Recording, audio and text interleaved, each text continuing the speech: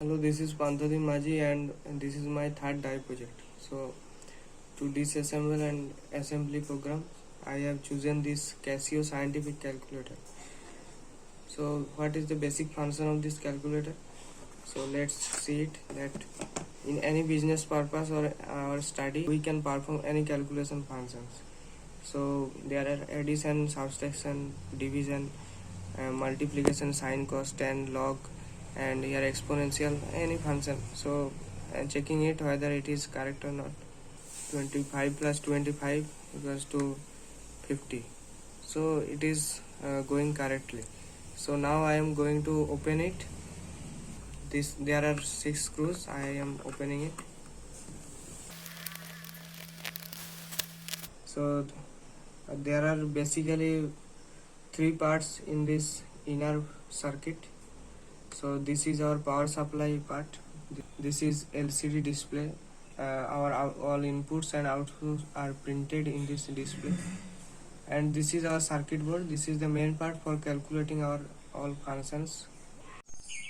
So going to this material part. So these are made up of basically plastics. And this is our LCD display, and in it there are many millions of tiny crystals.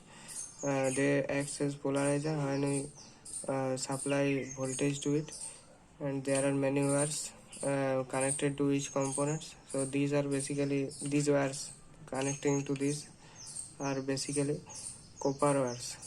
And this is our main part. This is microcontroller, and in this there are millions of transistors. So they are basically made of silicons. If we open it, so there is a user and machine interface, switch operator. So this is basically made of rubber, and in this there are many tiny carbon components. These are made up of carbons only, and rest of the part is made up of rubbers.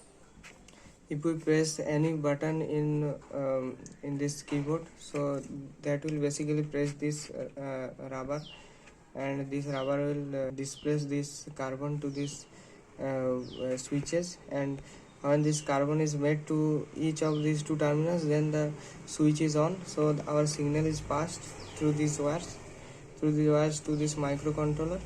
So this microcontroller will compute it, and it will produce an output. This output will go to these wires and go to this display by these wires, and this LCD display depending on these outputs will print our desired outputs in its screen.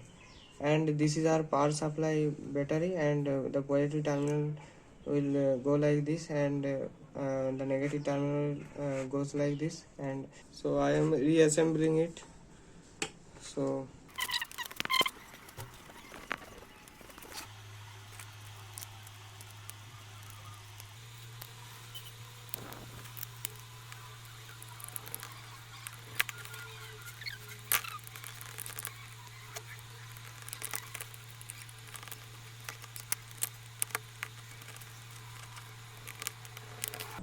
I have reassembled it, and so check it that it is working properly or not.